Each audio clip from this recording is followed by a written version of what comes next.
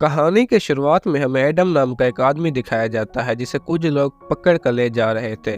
दरअसल वो अपना मिशन पूरा करने के लिए खुद उनके कब्जे में आया था। वो लोग जो ही उसे एक केज में बंद करते हैं तो वो अपनी शर्ट में मौजूद चाकू से रस्सी को खोल देता है। तभी एक आदमी के पास आने पर एडम उसे मारकर उसी की गन ले लेता है और दूसरों पर फायरिंग शुरू कर देता है और वहां पर मौजूद एक लड़की को उनके कब्जे से बचा लेता है।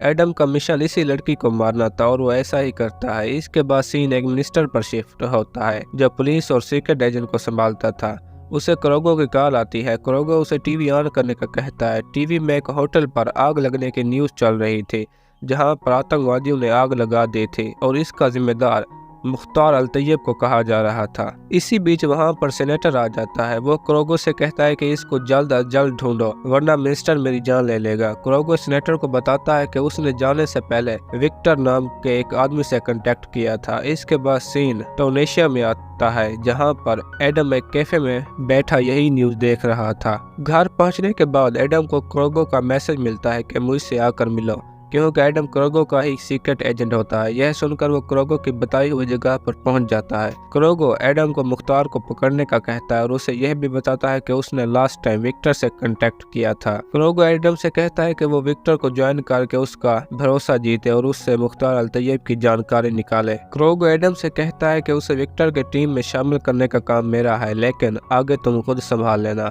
एडम उससे अपनी पहचान के बारे में पूछता है, जिस पर क्रोगो उसे बताता है कि वो अफ्रीका से 15 ईयर जेल में गुजार कर आया है। अगली सुबह एडम वहां पर पहुंच जाता है जहां पर विक्टर का सिक्योरिटी सीनियर जैक को अपने साथ अंदर ले जाता है और उसे अपनी टीम में शामिल कर लेता है, क्योंकि क्रोगो ने उसके बेटे को किडनैप कर लिया था जिसकी वजह से वो ये सब कुछ कर रहा था। इसके बाद जैक विक्टर से वीकेंड की छुट्टियां मांगने के लिए जाता है। विक्टर जैक से कहता है कि तुम्हारे पास सिक्योरिटी कौन संभालेगा, जिस पर जैक कहता है कि एडम संभालेगा, वो आपको पसंद आएगा। जिसके बाद वो वहां से चला जाता है और जो ही अपने बेटे के पास जाता है तो वो जैक को भी बेहोश करके पकड़ लेते हैं। एडम को वहां पर विक्टर का आदमी पीवी मिलता है और वो उससे घुल मिल जाता है ताकि वो विक्टर का विश्वास जीत सके। इसके बाद पीवी मस्ती करने के लिए एडम को विक्टर के पब में ले जाता है। तभी वहां पर वो देखता है कि कुछ आम गुड्डे पब के बाहर झगड़ा कर रहे हैं। यह देखकर एडम वहां पर मौजूद सभी की खूब धुलाई करता है, क्योंकि एडम के पास खुद को साबित करने का यह सुनहरा मौका था। इसके बाद विक्टर एडम को अपने बेटे का सिक्योरिटी गार्ड बना देता है, क्योंकि विक्टर की फैमिली में उसकी बीवी नतालिया, जिसकी विक्टर से बिल्कुल भी नहीं बनती, और उसकी बेटी हेलन और उसका छोटा बेटा जोनाथन था। जोनाथन की एडम के साथ गहरी दोस्ती हो जाती है, जिसके बाद वो स्कूल जाते वक्त एडम को अपने बर्थडे पर इनवाइट करता है। लेकिन ये सब कुछ विक्टर की बेटी हेलन को बिल्कुल भी पसंद नहीं था, क्योंकि वो लड़ाई झगड़े को पसंद नहीं करती थी। अगले दिन जब एडम जोनाथन को स्कूल से लेने जाता है तो वहां पर कुछ बच्चे जोनाथन को तंग कर रहे थे, लेकिन एडम उसे बचा लेता है। इसके बाद एडम जोनाथन से कहता है कि वो उसे फाइटिंग की ट्रेनिंग देगा। तभी वहां पर हेलन भी आ जाती है और वो जोनाथन को अपने साथ ले जाती है। अगले दिन एडम जोनाथन के बर्थडे पर एडम उसे एक पंचर गिफ्ट करता है ताकि वो इससे फाइटिंग की ट्रेनिंग कर सके। यह देखकर हेलन भी मुस्कुराने लगती है। अब पीवी एडम के पास आकर उसे अपने साथ आने का कहता है, लेकिन एडम कहता है कि उसका काम जोनाथन को संभालना है। जिस पर पीवी एडम से कहता है कि अब तुम एक रियल मिशन में हो। जिसके बाद पीवी एडम और उनके दो साथी एक बैंक लूटने के लिए चले जाते हैं। रास्ते में वो एडम से कहते हैं कि जब वो बैंक के अंदर जाए तो वो बाहर गाड़ी को स्टार्ट करके रखे,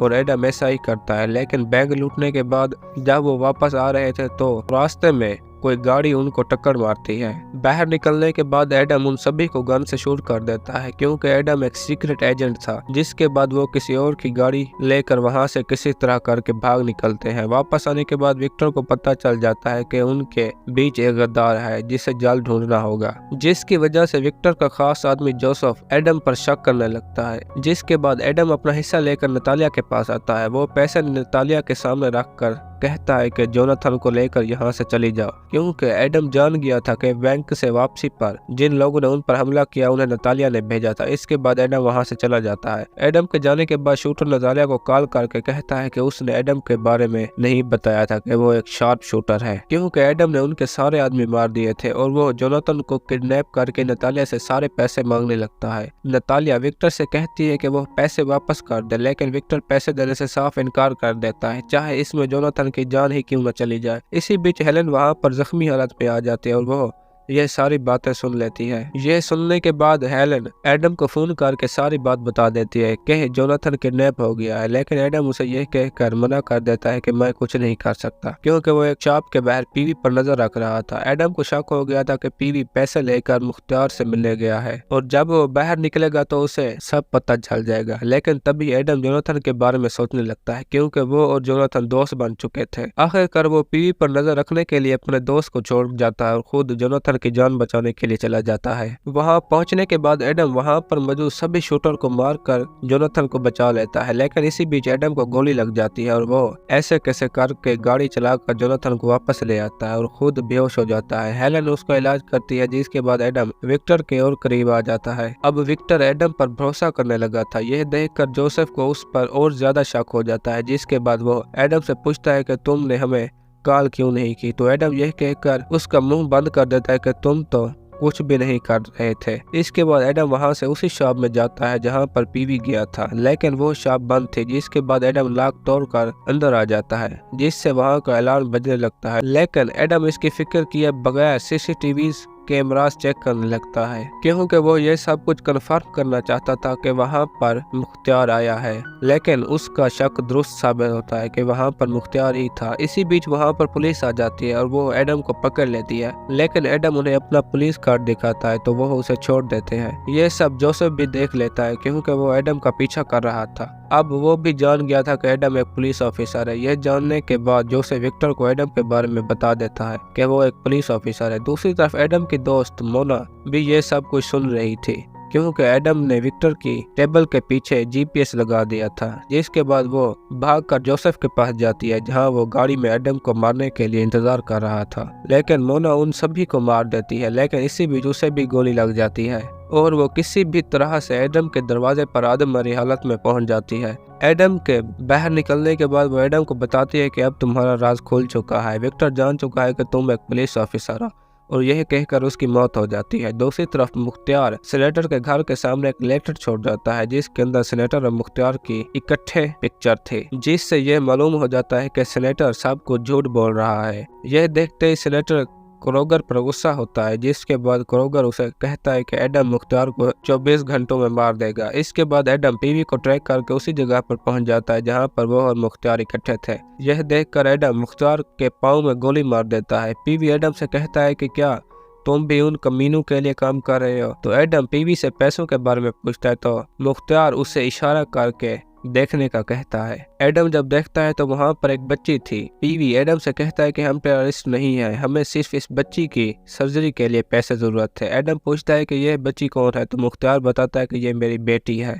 इसके बाद वो एडम को बताता है कि वो सूडन का रहने वाला है और वो अपने लोगों को आज़ादी दिलाने के लिए काम करता था। जब सूडन में जंग थी तो उन्होंने फ्रांस से मदद मांगी थी। उन्होंने मदद तो की, लेकिन हम उनकी नीयत नहीं जान सके, क्योंकि उन्होंने हमारी मदद सिर्फ हमारे पेट्रोलियम को हड़पने के लिए की थी। तो जब मैंने उनकी मुखालफत की तो उन्होंने मुझे पेरिस बुलाया और उन्होंने मुझे वहां पर मारने की कोशिश की। इसी बीच उन्होंने मेरी बीवी को मार दिया और मेरी बेटी की ये हालत कर दी और वहां खुद ब्लास्ट करके उसका जिम्मेदार मुझे ठहरा दिया। अगर आपको याद हो तो मूवी के स्टार्ट में हमने न्यूज पर जो ब्लास्ट देखा था, मुख्तार उसी की बात कर रहा था। मुख्तार एडम से कहता है कि मुझे मेरी बेटी को आखिरी बार देखने दो। एडम उसे देखने की इजाजत दे देता है कि इसी बीच वहां पर स्पेशल फोर्स वाले आ जाते हैं, जिन्हें क्रोगो ने मुख्तार को मारने के लिए भेजा था। वो उन पर अटैक कर देते हैं। अटैक में मुख्तार की मौत हो जाती है, लेकिन एडम किसी तरह से मुख्तार की बेटी और पीवी की जान बचाकर उन्हें वहां से भगा देता है, क्योंकि एडम जान गया था कि क्रोगो और सेनेटर धोखेबाज है। दूसरी तरफ क्रोगो भी विक्टर के घर जाकर वहां पर मौजूद सभी को मार देता है, लेकिन वहां पर मौजूद न होने की वजह से उनका बेटा जोनाथन और बेटी हेलन की जान बच जाती है।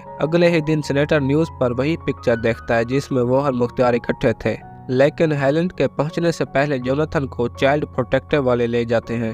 हेलन जब वहां पहुंचती है तो तब तक वो बंद हो चुका था। इसके बाद वो एक ट्रेन में बैठ जाती है, लेकिन वहां पर कोई उसका पीछा कर रहा था और वो क्रोगो ही था।